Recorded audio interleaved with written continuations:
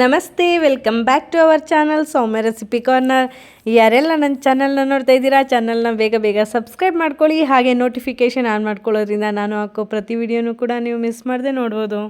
ನಾವು ಇವತ್ತು ಹಸಿ ಅಲಸಂದೆ ಕಾಳಿನಲ್ಲಿ ಮಸಾಲ ಸಾಂಬಾರು ಹೇಗೆ ಮಾಡೋದು ಅಂತ ನೋಡೋಣ ಬನ್ನಿ. ಇದನ್ನು ನಾನು ತುಂಬ ಈಸಿಯಾಗಿ ಹೇಗೆ ಮಾಡೋದು ಅಂತ ತೋರಿಸ್ತಾ ಇದ್ದೀನಿ. ಮಿಸ್ ಮಾಡ್ಕೊಬೇಡಿ, ತುಂಬಾ ಚೆನ್ನಾಗಿರುತ್ತೆ ಈ ಸಾಂಬಾರು. ಇವಾಗ ಹೇಗೆ ಮಾಡೋದು ಅಂತ ನೋಡೋಣ ಬನ್ನಿ. ಫಸ್ಟಿಗೆ ನಾನಿಲ್ಲಿ ಅರ್ಧ kg ಆಗುವಷ್ಟು ಹಸಿ ಅಲಸಂದೆ ಕಾಳನ್ನ ನಾನು ಈ ರೀತಿ ಬಿಡಿಸಿ ತೊಗೊಂಡಿರೋಂತಹದ್ದು. ಹಾಗೆ ಕಾಳು ಜೊತೆಗೆ ನಾನು ಇವತ್ತು ಬದನೆಕಾಯಿ ಮತ್ತು ಆಲೂಗೆಡ್ಡೆನ ನಾನು ಹಾಕಿ ಸಾಂಬಾರು ಮಾಡ್ತಾ ಇರುವಂತಹದ್ದು. ಇದನ್ನು ನಾನು ಕಟ್ ಮಾಡಿ ಒಂದು ನೀರಿಗೆ ಸ್ವಲ್ಪ ಸಾಲ್ಟ್ ಹಾಕಿ ನಾನು ಇದನ್ನು ಸ್ವಲ್ಪ ಹೊತ್ತು ಈ ರೀತಿ ಬಿಟ್ಟಿದ್ದೀನಿ.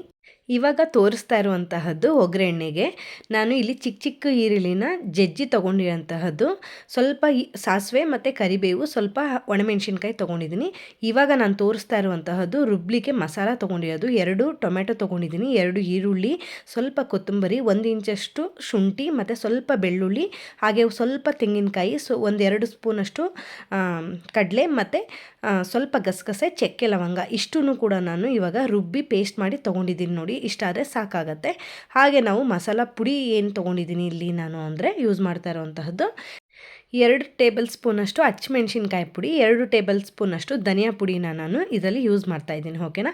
ಇವಾಗ ನಾವು ಒಂದು ಪಾತ್ರೆ ಇಟ್ಕೊಂಡು ಪಾತ್ರೆಗೆ ಸ್ವಲ್ಪ ಆಯಿಲ್ ಹಾಕ್ಕೊಂಡಿದ್ದೀನಿ. ಆಯಿಲೆಲ್ಲ ಕಾದ್ಮೇಲೆ ಸಾಸಿವೆ ಹಾಕಿ, ಅದಾದಮೇಲೆ ನಾನು ಇಲ್ಲಿ ಈರುಳ್ಳಿ ಮತ್ತು ಒಣಮೆಣ್ಸಿನ್ಕಾಯಿ ಮತ್ತು ಕರಿಬೇವು ಏನು ಒಗ್ಗರಣೆಗೆ ತೊಗೊಂಡಿರ್ತೀವಲ್ಲ ಅದನ್ನು ನಾನು ಹಾಕ್ಕೊಂಡಿದ್ದೀನಿ. ನೋಡಿ, ಇಲ್ಲಿ ನೀವು ಚಿಕ್ಕ ಈರುಳ್ಳಿ ಇಲ್ಲ ಅಂದರೆ ನೀವು ನಾರ್ಮಲ್ ಈರುಳ್ಳಿನೂ ಕೂಡ ನೀವು ಬಳಸ್ಬೋದು. ಬಟ್ ನನ್ನ ಹತ್ರ ಚಿಕ್ಕ ಈರುಳ್ಳಿ ಇತ್ತು, ಹಾಗಾಗಿ ನಾನು ಇದನ್ನು ಯೂಸ್ ಮಾಡ್ತಾಯಿದ್ದೀನಿ. ಆ್ಯಕ್ಚುಲಿ ಇದನ್ನು ಹಾಕಿದ್ರೆ ಟೇಸ್ಟು ತುಂಬ ಚೆನ್ನಾಗಿರುತ್ತೆ, ಅದಕ್ಕೋಸ್ಕರ ನಾನು ಯೂಸ್ ಮಾಡ್ತಾ ಇರೋವಂತಹದ್ದು. ಇವಾಗ ನಾನು ಅದೆಲ್ಲ ಫ್ರೈ ಆದಮೇಲೆ ಕಾಳು ಏನು ತೊಗೊಂಡಿರ್ತೀವಲ್ಲ ಆ ಕಾಳನ್ನು ಕೂಡ ನಾನು ಆಯಿಲಲ್ಲಿ ಫ್ರೈ ಮಾಡ್ಕೊತಾ ಇದ್ದೀನಿ. ಆಯಿಲಲ್ಲಿ ನೀವು ಫ್ರೈ ಮಾಡೋದ್ರಿಂದ ಕಾಳು ತುಂಬ ಚೆನ್ನಾಗಿ ಬರುತ್ತೆ, ಅದಕ್ಕೋಸ್ಕರ ನಾನು ಫ್ರೈ ಮಾಡ್ತಾಯಿದ್ದೀನಿ. ಕಾಳು ಫ್ರೈ ಆಗಲಿಕ್ಕೆ ಅಂತ ಹೇಳಿ ನಾನಿಲ್ಲಿ ಸ್ವಲ್ಪ ಅರಿಶಿನ ನಾನು ಬಳಸ್ತಾ ಇರೋವಂತಹದ್ದು. ಇದನ್ನು ಹಾಕಿ ನಾವಿವಾಗ ಕ್ಲೀನಾಗಿ ಇವಾಗ ಚೆನ್ನಾಗಿ ಈ ರೀತಿ ಫ್ರೈ ಮಾಡ್ಕೊಬೇಕಾಗತ್ತೆ. ನೋಡಿ, ಚೆನ್ನಾಗಿದ್ದು ಫ್ರೈ ಎಲ್ಲ ಆದಮೇಲೆ ನಾನು ಇವಾಗ ಆ ಮಸಾಲ ಪುಡಿ ಏನು ತೊಗೊಂಡಿರ್ತೀನಲ್ಲ, ಹಸಿಮೆಣ್ಸಿನ್ಕಾಯಿ ಪುಡಿ ಮತ್ತು ಧನಿಯಾ ಪುಡಿ, ಅದನ್ನು ನಾನು ಸೇರಿಸ್ತಾ ಇದ್ದೀನಿ.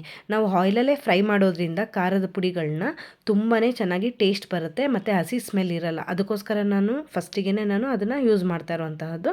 ಅದು ಎಲ್ಲ ಸ್ವಲ್ಪ 1-2 ನಿಮಿಷ ಫ್ರೈ ಆದಮೇಲೆ ನಾನು ಇವಾಗ ಇದನ್ನು ಮಸಾಲಾನ ರುಬ್ಬಿಟ್ಕೊಂಡಿರ್ತೀವಲ್ಲ ಆ ಮಸಾಲಾನ ನಾನು ಹಾಕ್ತಾಯಿದ್ದೀನಿ. ನೋಡಿ, ಹಾಕಿ ಇದನ್ನು ಕೂಡ ನಾವು ಒಂದು ಮೀಡಿಯಮ್ ಫ್ಲೇಮಲ್ಲಿ ಇದನ್ನು ಕ್ಲೀನಾಗಿ ಈ ರೀತಿ ಫ್ರೈ ಮಾಡ್ಕೊಬೇಕಾಗತ್ತೆ. ಇದು ಹಸಿ ಮಸಾಲ ಆಗಿರೋದಕ್ಕೆ ನೀವು ಇದನ್ನು ಸ್ವಲ್ಪ ಎಣ್ಣೆಯಲ್ಲಿ ತುಂಬ ಚೆನ್ನಾಗಿ ಫ್ರೈ ಮಾಡ್ಕೊಳ್ಳಿ, ಆವಾಗ ತುಂಬ ಚೆನ್ನಾಗಿ ಟೇಸ್ಟ್ ಬರುತ್ತೆ. ನೀವೇನಾದರೂ ಈ ಮಸಾಲಗಳು ನಾನೇನೇನು ರುಬ್ಲಿಕ್ಕೆ ತೊಗೊಂಡಿದ್ನಲ್ಲ ಅದನ್ನೇನಾದ್ರು ಸ್ವಲ್ಪ ಮುಂಚೆನೇ ಆಯಿಲಲ್ಲಿ ಫ್ರೈ ಮಾಡಿದರೆ ಇವಾಗ ನೀವು ಡೈರೆಕ್ಟಾಗಿ ಹಾಕ್ಕೊಂಡು ನೀವು ಕುಕ್ ಮಾಡ್ಬೋದು. ಜಸ್ಟ್ ಆದರೆ ನಾನಿಲ್ಲಿ ಹಸಿ ಮಸಾಲ ತೊಗೊಂಡಿರೋದ್ರಿಂದ ಈ ರೀತಿ ಸ್ವಲ್ಪ ಅದನ್ನು ನಾವು ಕ್ಲೀನಾಗಿ ಬೇಯಿಸ್ಕೊಬೇಕಾಗತ್ತೆ, ಆವಾಗ ತುಂಬ ಚೆನ್ನಾಗಿ ಟೇಸ್ಟ್ ಬರುತ್ತೆ. ನೋಡಿ, ಈ ಟೈಮಲ್ಲಿ ನಾನು ಕುದಿಯೆಲ್ಲ ಬರ್ತಾ ಇದೆಯಲ್ಲ ಮಸಾಲ, ಇವಾಗ ನಾನು ಈ ಕಟ್ ಮಾಡಿ ಇಟ್ಕೊಂಡಿರೋಂತಹ ಆಲೂಗೆಡ್ಡೆ ಮತ್ತು ಬದನೆಕಾಯಿ ಇತ್ತಲ್ಲ ಅದನ್ನು ಕೂಡ ನಾನು ಕ್ಲೀನಾಗಿ ಸೇರಿಸಿ ನಾನು ಈ ರೀತಿ ಮಿಕ್ಸ್ ಮಾಡ್ಕೊತಾ ಇದ್ದೀನಿ. ನೋಡಿ, ಆ ಮಸಾಲ ಜೊತೆ ಕ್ಲೀನಾಗಿ ಬ್ಲೆಂಡ್ ಆಗಲಿ ಅಂತ ಹೇಳಿಬಿಟ್ಟು ತರಕಾರಿನೂ ಕೂಡ ನಾನು ಇದನ್ನು ಹಾಕ್ತಾ ಇರುವಂತಹದ್ದು. ನಿಮಗೆ ಜಸ್ಟ್ ಬರೀ ಕಾಳಲ್ಲೇ ಸಾಂಬಾರು ಮಾಡ್ಕೊಬೇಕು ಅಂದರೆ ಏನು ತೊಂದರೆ ಇಲ್ಲ, ಬರೀ ಕಾಳನ್ನೇ ಹಾಕಿ ನೀವು ಸಾಂಬಾರು ಮಾಡ್ಕೊಬೋದು. ಆದರೆ ಹಸಿ ಕಾಳಾಗಿರೋದ್ರಿಂದ ನೀವು ಇದ್ರ ಜೊತೆಗೆ ಬದನೆಕಾಯಿ ಮತ್ತು ಆಲೂಗೆಡ್ಡೆ ಹಾಕೋದ್ರಿಂದ ತುಂಬಾ ಚೆನ್ನಾಗಿ ಬರುತ್ತೆ. ಈ ರೀತಿ ಸಾಂಬಾರು ಮಾಡಿದ್ರೇ ನಮ್ಮ ಮನೆಯಲ್ಲಿ ಇಷ್ಟ ಆಗೋದು, ಅದಕ್ಕೋಸ್ಕರ ನಾನು ಬದನೆಕಾಯಿ ಮತ್ತು ಆಲೂಗೆಡ್ಡೆನ ನಾನು ಮಿಸ್ ಮಾಡ್ದೇ ಮಸಾಲ ಸಾಂಬಾರಿಗೆ ನಾನು ಯೂಸ್ ಮಾಡ್ತಾ ಇರ್ತೀನಿ. ಈಗ ನೋಡಿ, ನಮಗೆ ಎಷ್ಟು ಬೇಕಾಗುತ್ತಲ್ಲ ನೀರು, ನಾವು ಅದನ್ನು ನೀರು ಸಾಂಬಾರು ಕ್ವಾಂಟಿಟಿಗೆ ನಾವು ಹೆಚ್ಚಿಸ್ಕೊಂಡು ನಾನು ಸಾಲ್ಟು ಕೂಡ ಸೇರಿಸ್ತಾ ಇದ್ದೀನಿ. ಹಾಗೆ 1 ಟೊಮೆಟೊನ ನಾನು ಮೇಲೆ ಹಾಗೆ ಕಟ್ ಮಾಡಿ ಹಾಕ್ತಾ ಇರುವಂತಹದ್ದು. ಇದನ್ನು ನಾವು ಕುಕ್ಕರಲ್ಲಿ ಕೂಗಿಸಿದ್ರೆ ಕಾಳೆಲ್ಲ ಬೆಂದೋಗುತ್ತೆ, ಅದಕ್ಕೋಸ್ಕರ ನಾನು ಕುಕ್ಕರ್ ಕ್ಯಾಪ್ನ ಉಲ್ಟಾ ಮಾಡಿ ಹಾಗೆಯೇ ಸಾಂಬಾರನ್ನ ನಾನು ಈ ರೀತಿ ಡೈರೆಕ್ಟಾಗಿ ಬೇಯಿಸ್ಕೊತಾ ಇರುವಂತಹದ್ದು. ನೋಡಿ, ತುಂಬ ಚೆನ್ನಾಗಿ ಕುದಿ ಬರ್ತಾ ಇದೆ. ಇವಾಗ ಇದು ಈಗೇನೆ ಕುದೀತಾ ಇದ್ರೇ ಚೆನ್ನಾಗಿ ಬೇಯುತ್ತೆ. ನಮಗೆ ಕುಕ್ಕರಲ್ಲಿ ಕೂಗಿಸ್ಬೇಕು ಅಂತ ಏನಿಲ್ಲ, ನಾವು ನೋಡ್ಕೊಬೇಕಾಗತ್ತೆ ಕಾಳು ಮತ್ತು ಬದನೆಕಾಯಿ ಎಲ್ಲ ಬೆಂದಿದೆಯಾ, ಆಲೂಗೆಡ್ಡೆ ಎಲ್ಲ ಬೆಂದಿದೆಯಾ ಅಂತ ನೋಡಿಕೊಂಡ್ರೆ ಸಾಕಾಗುತ್ತೆ. ಈ ಸಾಂಬಾರು ತುಂಬಾ ಚೆನ್ನಾಗಿ ಬರುತ್ತೆ, ಮುದ್ದೆಗೆ ಮತ್ತು ಅನ್ನಕ್ಕೆಲ್ಲ ತುಂಬ ಚೆನ್ನಾಗಿರುತ್ತೆ. ನೀವು ಕೂಡ ಒಂದ್ಸರಿ ಟ್ರೈ ಮಾಡಿ ಈ ಸಾಂಬಾರನ್ನ. ತುಂಬ ಈಸಿಯಾಗೇ ಮಾಡ್ಕೊಬೋದು ಮತ್ತು ನೀವು ಕುಕ್ಕರಲ್ಲೂ ಕೂಗಿಸ್ಕೊಬೋದು. ಜಸ್ಟ್ ಆದರೆ ಒಂದು ವಿಷಲ್ ಬಿಟ್ಟರೆ ಸಾಕಾಗತ್ತೆ. ನಾನು ಇದನ್ನು ಇವತ್ತು ಕುಕ್ಕರಲ್ಲಿ ಕೂಗಿಸ್ತಾ ಇಲ್ಲ, ಯಾಕೆಂದರೆ ಹಾಗೆ ಬೇಯಿಸ್ಕೊಳ್ಳೋಣ, ಕಾಳೆಲ್ಲ ಕಲಸೋಗುತ್ತೆ ಅಂತ ಹೇಳಿಬಿಟ್ಟು ಹಾಗೆ ಡೈರೆಕ್ಟಾಗಿ ನಾನು ಈ ರೀತಿ ಬೇಯಿಸ್ತಾ ಇರುವಂಥದ್ದು. ತುಂಬ ಚೆನ್ನಾಗಿ ಬಂದಿದೆ ನೋಡಿ, ಸಾಂಬಾರು ತಿಕ್ನೆಸ್ ಆಗಿರಲಿ ಎಲ್ಲ ತುಂಬ ಚೆನ್ನಾಗಿ ಬಂದಿದೆ. ನೀವು ಕೂಡ ಇದನ್ನು ಮನೇಲಿ ಒಂದ್ಸರಿ ಟ್ರೈ ಮಾಡಿ. ರೆಸಿಪಿ ಹೇಗೆ ಬಂತು ಅಂತ ನನಗೆ ತಪ್ಪದೆ ಕಾಮೆಂಟ್ ಮಾಡಿ ತಿಳಿಸಿ.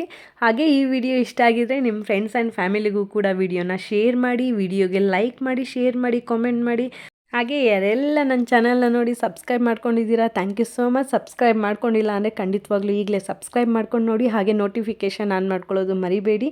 ಹಾಗೆ ಮುಂದಿನ ವಿಡಿಯೋಂದಿಗೆ ಸಿಗೋಣ. ಅಲ್ಲಿವರೆಗೂ ನನ್ನ ಪ್ರೀವಿಯಸ್ ವಿಡಿಯೋನ ಚೆಕ್ಔಟ್ ಮಾಡ್ತಾಯಿರಿ. Thank you so much for watching this video.